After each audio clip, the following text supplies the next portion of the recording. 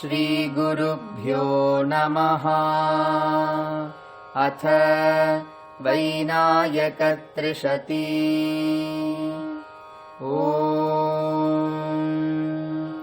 गणेश्वरो गणक्रीडो गणनाथो गणाधिपः गजाननो गणपतिर्नित्यानित्ये निरामयः निर्मलो निष्कलो नित्यो नादमध्ये प्रतिष्ठितः निधिर्निधिप्रियपतिर्नादातीतो निधिप्रदः नदीनतभुजो नाथ जनको विघ्ननायकः विनायको विरूपाक्षो वरदो विश्वपालकः विघ्नकृत् विघ्नशरणो गजदन्तो गजध्वनिः गणराजो गणश्रीदो गणपूज्यो गणेष्टदः नागाननो निम्ननाभिर्नित्यानन्दो निरङ्कुशः नलिनीकामुखो नित्यं नित्यावदस्थितः पूर्णानन्दः परं धाम परमात्मा परात्परः परं पदं पशुपतिस्तत्त्वं पदनिरूपितः तत्त्वानां परमं तत्त्वं तारकस्तारकान्तकः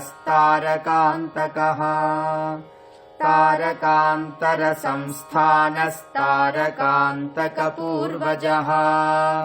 हिरण्मयपुरान्तस्थो हृदयालाननिश्चलः हृत्पद्मकर्णिकाच्छायः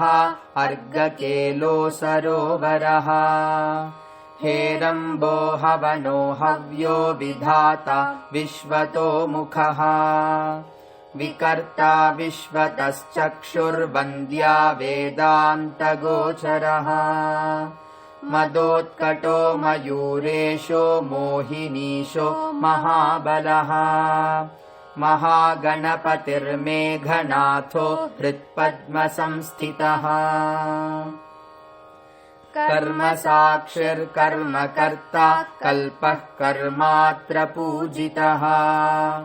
वक्रतुण्डो विघ्नराजो विद्यातो विजयस्थिरः विश्वकर्ता विश्वमुखो कामदाता कटङ्कटः कल्पकः कुमारगुरुः किरीटी कुलपालनः वैमुख्यहत दैत्यश्रीर्वराहरतनो वशी वागीश्वरी पतिर्वाचा सिद्धो वायुसुकीलकः नन्दिप्रियो नगसुतानन्दनो निजसंस्थितः नष्टद्रव्यप्रदो नाथो नारायणसुपूजितः उच्छिष्टगणवुच्छिष्टः उच्छिष्टगणनायकः उपेन्द्र उडुबृन्मालिरुदारस्त्रीदशाघ्रणीः पद्मप्रसन्ननयनः प्रणताज्ञानमोचनः प्रत्यूहाज्ञानविज्ञानः प्रत्यूहहिमहव्यभुक् प्रत्यूहाम्बोधिकालाग्निः प्रत्यूहकरलामृतः मृत्युञ्जयो मुक्तिदाता महानाथो मदोत्कटः मदनावत्याश्रिताङ्घ्रिर्मुद्गरायुधधारकः शर्घलः शम्भुतनयः शक्तिजः शम्भुजास्य भूः शिवासुखावहः शम्भुः तेजो भूः शम्भुकोपः वाणी जिह्वो व्योमनाभिः वाग्मी वासवनासिका वैनायकसहचरो विधृतालिसमूहकः स्तवस्तुतिपरस्तव्यस्तुतितुष्टस्तुतिप्रियः महालक्ष्मीप्रियतमो मातुलिङ्गधरो महान् मदनावत्याश्रिताङ्घ्रिरः बुद्धिर्मनोहरः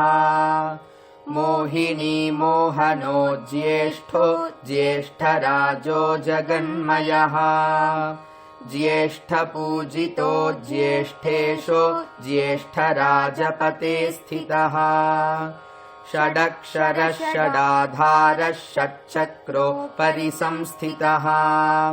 षडृतुकुसुमस्रग्वरः षण्मुखः षण्मुखाग्रजः रौद्रीमुद्रितपादाब्जोरिष्टसिद्धिप्रसादनः रुद्रप्रियो रुद्रपत्नीपुत्रो रुद्रशिरोधरः रत्नमण्टपमध्यस्थो जपपूजनतोषितः जप्यो जपो जपपरो जिह्वासिंहासनप्रभुः जितेन्द्रियेष्टसन्धाता ब्रह्मेशो ब्रह्मणस्पतिः ब्रह्माण्डकुम्भो ब्रह्मस्तो ब्रह्मचारी बृहस्पतिः हंसो वरो हस्तिपतिः हर्षदो हव्यकव्यभुक् हातिविद्याशक्तिपतिर्हृल्लेखामन्त्रमध्यकः नामपारायणप्रीतो नामनिष्ठवरप्रदः नामदार्चनसन्तुष्टो नागेन्द्रतनयो नटः निजानन्दः सन्निषण्णो बालकेलिकुतूहली ब्रह्ममूर्धा ब्रह्ममुखो ब्रह्माण्डावलिमेखला बृहदारण्यसंवेद्यो ब्रह्मणाम् ब्रह्मणस्पतिः मयूरनायको मायापतिर्मूषिकवाहनः मन्दारपूजनप्रीतो मन्दारकुसुमप्रियः मन्दारमूलसञ्जातो नागभूषणभूषितः नागहारकटीसूत्रो नागयज्ञोपवीतवान् नागराजयोगदाता नागकन्यासु शान्तिदः नारायणार्चितपदो संयोगानन्दविग्रहः सृष्टिस्थितिलयक्रीडः सर्वभेषजभेषजम् सिन्धूरितमहाकुम्भः सामगानरथः सुखी तत्पदस्तत्पदाराध्यस्तत्पदार्थस्वरूपवान् तत्त्वमस्याकृतितरस्तत्त्वमस्यर्थविग्रहः तत्त्वमस्यर्थसंवेद्यो ह्यानन्दमूर्तिदारकः आधारपीठ आमोद आश्रिताभीष्टदायकः